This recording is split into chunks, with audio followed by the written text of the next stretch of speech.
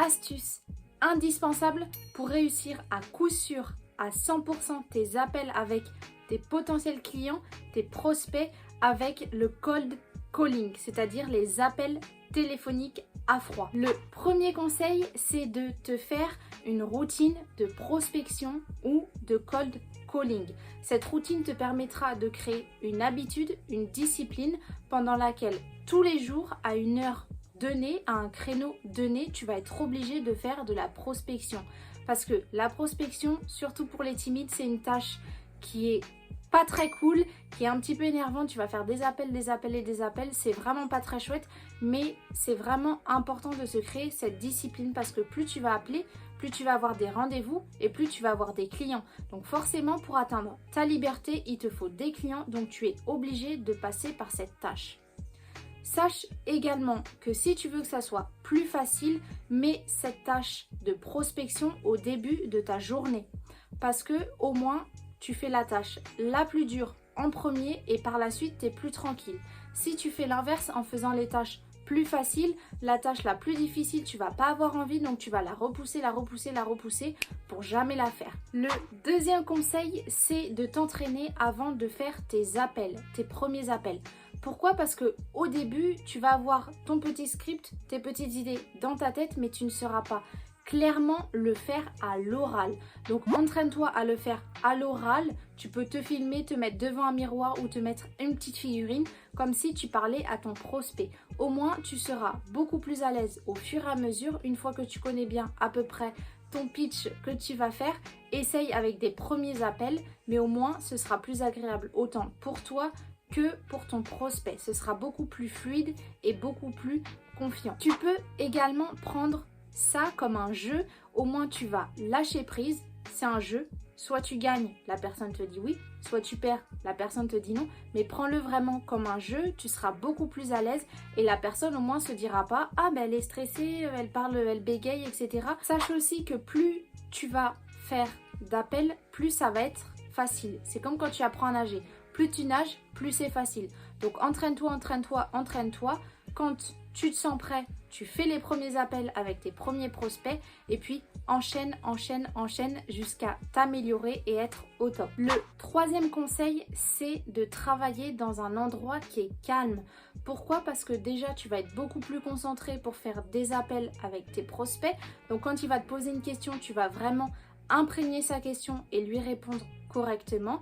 Et également de l'autre côté, ton potentiel client au téléphone, s'il entend trop de bruit au fond de toi, il ne va pas t'entendre et il ne va pas te prendre au sérieux. Donc fais attention à ça, sois bien concentré, c'est ton job et tu joues.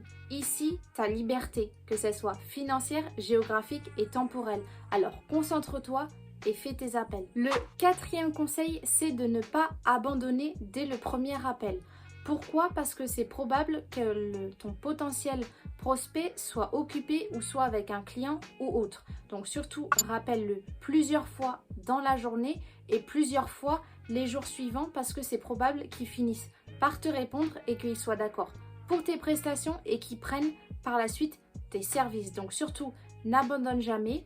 Appelle au fur et à mesure tout le temps. Si tu as vu ma précédente vidéo, tu sais que les appels téléphoniques, c'est vraiment la meilleure méthode de prospection pour avoir en direct ton potentiel prospect et c'est surtout qui va te dire soit oui, soit non. Tu vas pas perdre du temps à attendre sa réponse au niveau des messages que tu lui as potentiellement envoyés sur ses réseaux sociaux. Je te donne un exemple. Pour une entreprise dans la niche que j'ai choisie, j'ai envoyé un message. Je n'ai pas eu de réponse, je n'ai jamais eu de réponse. Un jour, je me suis dit, je vais appeler cette personne directement. J'ai appelé plusieurs fois, elle n'a pas répondu. J'ai continué à appeler, j'ai réussi à l'avoir au téléphone. De suite, elle m'a dit oui. Elle m'a booké directement après, juste après le call, le Zoom. Donc, on a enchaîné le call et le Zoom. Elle m'a dit oui de suite et aujourd'hui, je collabore avec elle. Donc, surtout, n'abandonne pas. Le cinquième conseil, c'est toujours de parler au téléphone avec le responsable, le décisionnaire qui va dire si oui ou non il souhaite prendre tes services. Donc c'est vrai que ce que tu peux avoir tendance à faire, c'est quand tu as appelé plusieurs fois, que tu n'as pas l'appel et que du jour au lendemain la personne répond et que tu tombes sur la secrétaire, c'est directement d'exposer ton script. Surtout, c'est pas ce qu'il faut faire parce que la secrétaire, elle va mal retranscrire le message au responsable. Donc là, c'est pas très bien pour toi. Donc le mieux, c'est de demander de rappeler ou s'il est occupé, demande également quand est-ce que tu peux rappeler, quand est-ce que c'est le meilleur moment pour que tu puisses le rappeler. C'est vraiment indispensable parce que c'est cette personne qui va te dire si oui ou non elle veut voir ton Zoom et si oui ou non elle veut prendre ta prestation. C'est pas du tout la secrétaire ou les autres personnes qui travaillent dans l'entreprise. Ça va te rajouter des étapes pour rien également puisque tu vas parler à la secrétaire, après tu vas parler à une autre personne qui va venir au Zoom et elle va te dire bon ben je peux pas vous donner de réponse parce qu'il faut que j'en parle à mon responsable. Le message ne sera pas bien retranscrit, donc surtout la meilleure chose c'est de parler au responsable. Le 6e conseil, c'est d'avoir un script qui est clair, concis et rapide. Et également de l'améliorer au fur et à mesure. Ça, c'est quelque chose qui est très important parce que si tu appelles 10 ou 15 prospects avec les cold calling et qui te disent tous non, ça veut dire qu'il y a un problème au niveau de ton script. Donc améliore-le au fur et à mesure, mais sache que quelque chose qui ne fonctionne pas ne pourra pas t'apporter des résultats plus tard. Il faut forcément à un moment que tu t'améliores si tu as tout le temps des noms. Le 7e conseil, c'est de ne pas prendre personnellement les refus. Pourquoi? Parce que la personne, ton potentiel client, ne te dit pas non à toi personnellement, il dit non au service que tu lui proposes, soit parce qu'il n'en a pas besoin, soit parce qu'il n'a pas les moyens ou qu'il a un autre prestataire. Donc le plus important, c'est de garder un mindset de leader, de te dire que tu vas y arriver. De toute façon, il y a plein d'autres entreprises que tu peux garder.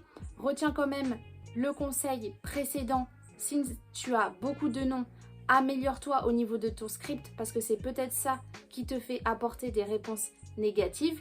Mais crois en toi, n'abandonne pas. Surtout si tu prends ces avis négatifs.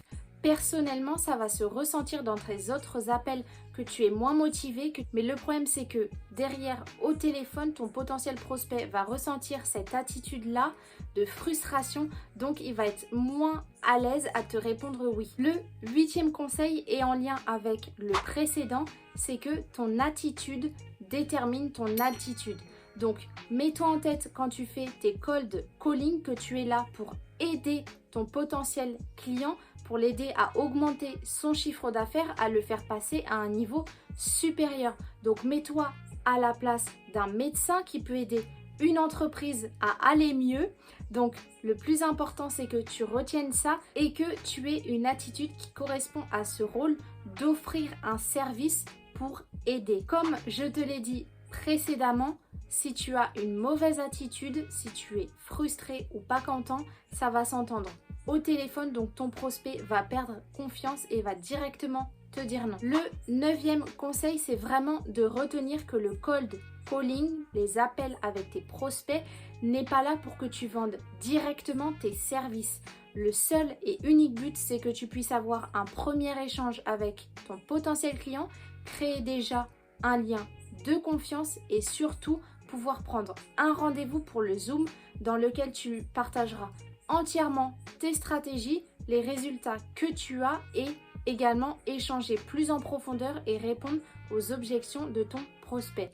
Vraiment, le but du cold calling, c'est de déterminer cette date pour le Zoom. Donc, n'en dis pas trop, sois concis, rapide. Le 10e conseil qui fonctionne le plus, c'est vraiment de croire en toi, de croire en tes capacités, de croire en tes services que tu proposes aux entreprises pour les aider.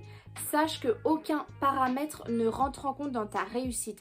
Donc à partir du moment où tu veux réussir, que tu connais ton pourquoi, tu vas y arriver. Alors crois en toi. Écris-moi en commentaire si tu as des questions. Également, n'hésite pas à venir nous rejoindre sur Instagram, Noélie-Success. Je te partage entièrement mes stratégies que je mets en place pour mon agence SMMA qui aujourd'hui fonctionne et cartonne. Je te partage tout gratuitement. Alors n'hésite pas à venir m'écrire et surtout, crois en toi, tu vas y arriver.